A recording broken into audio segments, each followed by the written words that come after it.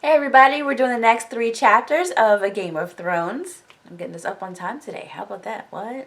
Oh.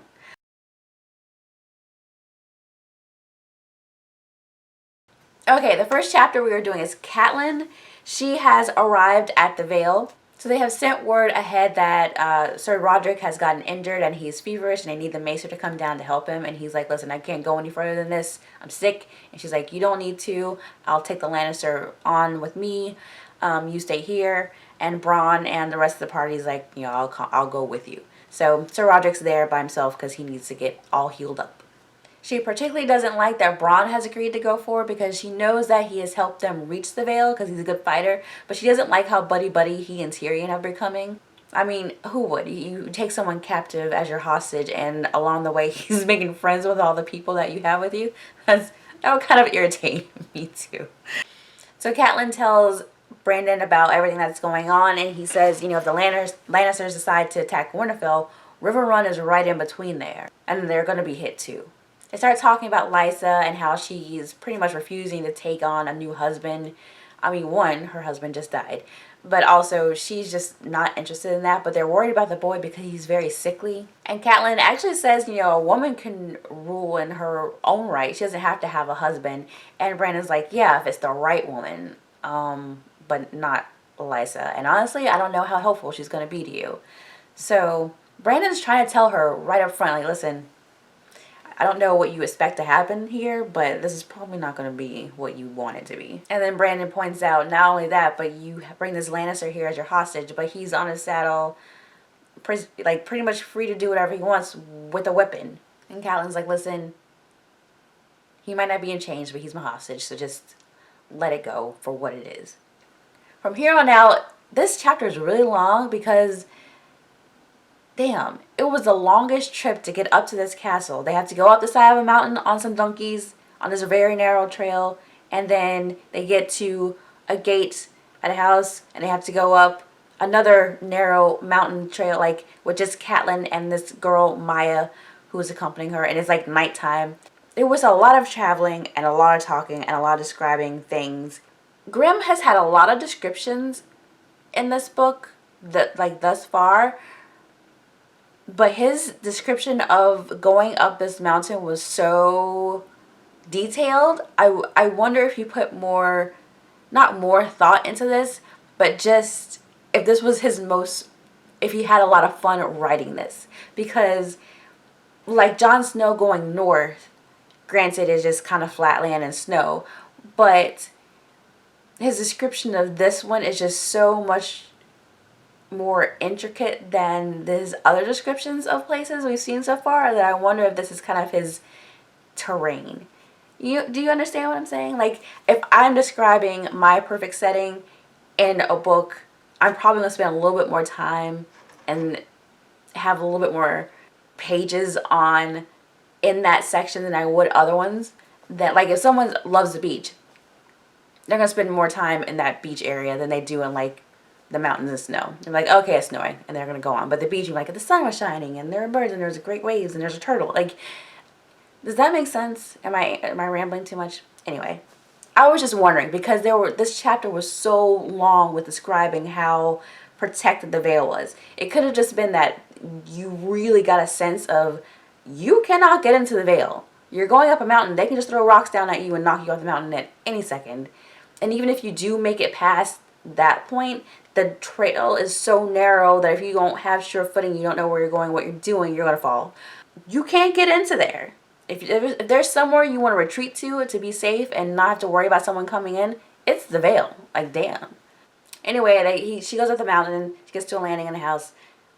She gets to a landing with a stopping point. She has to go up another set of like trail, very narrow trail with this girl Maya, who's in love with this knight from this house. She's describing to Catelyn that she loves this man and he says he loves her and they're gonna get married, even though she's like a lowly daughter of somebody, like nobody important. And Catelyn feels sorry for her because she knows that that's probably not gonna happen, that he's probably not gonna marry her.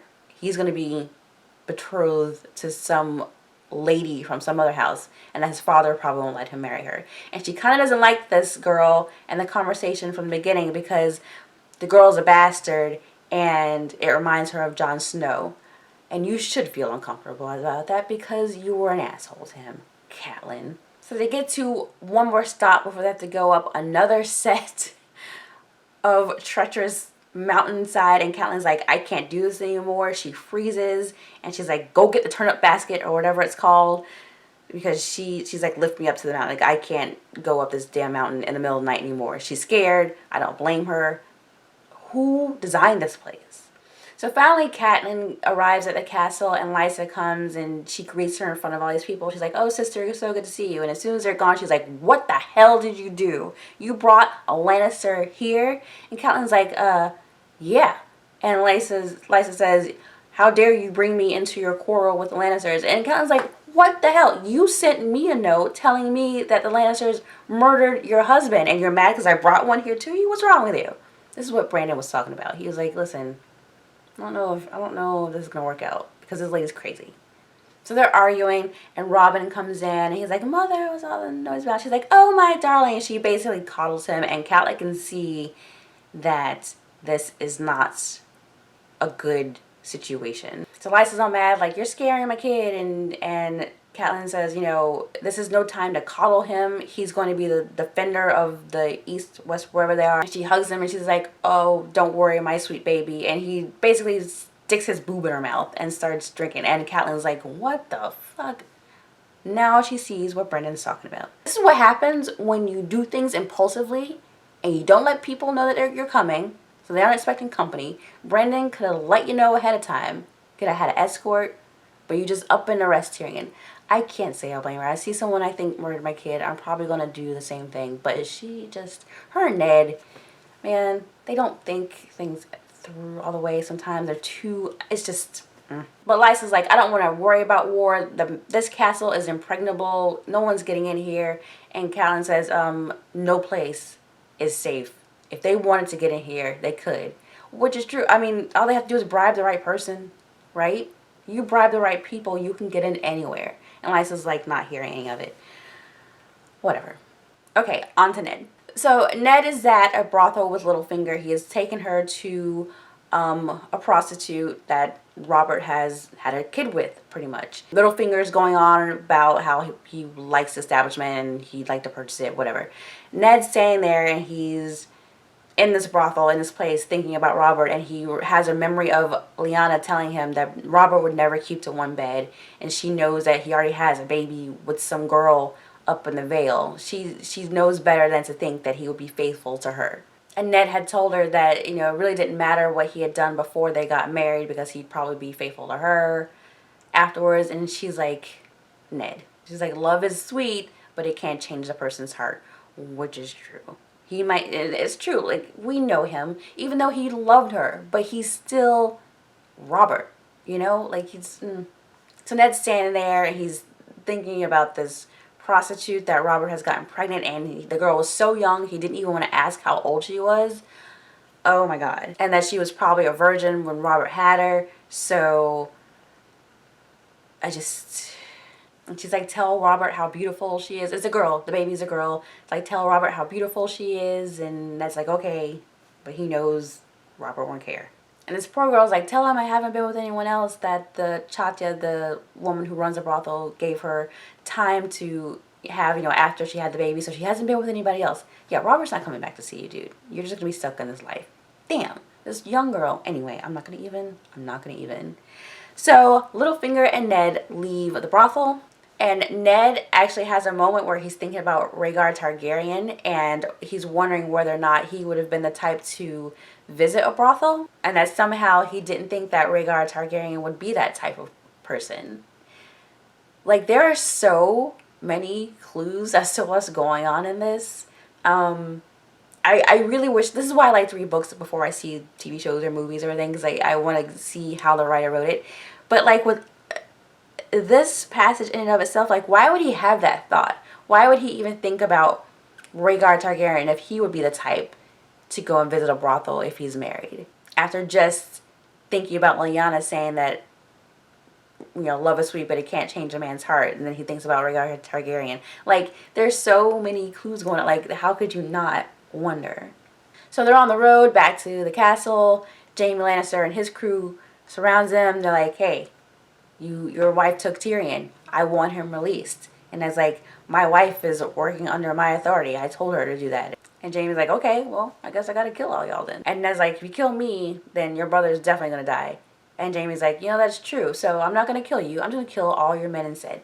So they have a big fight. Littlefinger's like, I gotta go get help. So he takes the heck off and goes to the castle to get help. He was just getting the heck out of Dodge. So all of them fight. Jory and all of Ned's men are killed. And Ned is left there to die with a wounded leg. Littlefinger and the City Watch come and pick him up and take him to Maester Pycelle, who gives him some milk of the poppy, and he's out. I actually like the way it went down in the book more than the show, with them just all out fighting instead of the one guy coming up behind Ned and like getting him in the leg. I actually like this more. Okay, and we're on to Dany. Daenerys and crew have arrived at WESTWORLD. Is that how you say it? Yeah. And she sees that the city is basically comprised of a whole bunch of different makeshift style houses, because they've taken in people from different lands and slaves from different lands who make houses for their master, and they all have the style of whatever the slave was raised as. So it's just kind of like but it's cool. It's like a whole land of like different style houses and everything. It's a mishmash. It's a modge podge. It's a melting pot. They're walking in, and Dany's looking at all the different kinds of statues and things around the place, and she's admiring all the work. And of course Viserys is next to her being a dick. And it's like, this is all the trash from dead cities and whatever. Dany looks around to make sure that none of the other blood riders or anyone that's hearing him. They don't speak common tongue, but you never know. And she just wants to make sure that he's not going to have his head taken off. Even though there's no blood to be shed in the city, like, you still don't want to piss them off. He's bitching and moaning about not having his army yet. He's wondering how much longer he has to wait to get his army. And Dany, whatever. He wanders off to look at some statue with boobs. Jorah and Dany have, this conversation about this Viserys, and Dany's saying it's wrong for Khal Drogo to make him wait for his army, and Jorah explains to her that they see it as more as a gift, and you can't demand a gift. And he says that Viserys basically couldn't take the crown if he had like 100 million men. So one of Khal Drogo's guys, blood riders, comes to her and tells her Khal Drogo has gone to do his ritual of arriving, whatever the heck he's doing. And Dany's like, good, because I kind of need a night to myself. I'm pregnant and I don't feel like getting down right now. So she plans the evening with her and Viserys to have a nice dinner. She's going to give him some gifts, to help him acclimate better to the environment he's now in, because he's still wearing all the clothes that what's-his-face gave them when she first got married. He hasn't changed his outfit. So his outfit is dirty and gross, and he needs some new clothes. So she had clothes made for him. She planned this dinner, and she invites him over to her tent. Of course, Viserys is a jerk and takes it as her commanding him to have dinner with her. And he had apparently hit the girl that gave him the message. Like, why are you going to beat up the messenger? It's a saying. Don't kill the messenger. Why do you have to be mean to her? So she shows him the clothes, and he's like, now you want me to dress like them? Next you're going to want me to braid my hair. And she kind of offhandedly, not without even thinking, says, well, you haven't won or conquered anything, so you can't have a braid in your hair. And she's kind of said it like matter-of-factly, like, oh, you couldn't have a braid in your hair anyway. And he says, you think that belly is going to protect you? You're going to wake the dragon? And he starts like squeezing her arm, and she grabs something, slashes his eye with it. He's all shocked. And she says, didn't you learn anything that day in the grass? Didn't you learn anything? I have people now. Bitch, you need to leave here before I tell Khal Drogo what you just did, and he opens up your belly and makes you eat your guts, ass. And he's all mad, and he pouts. He's like, when I become king of the 7 kingdoms, you're going to rue this day, you slut. And he leaves, and she's lost her appetite. She sits down, and she holds an egg, and she's getting strength from the egg. I think it's so funny how he keeps calling her slut, even though he's the one who forced her into marriage. Like, seriously?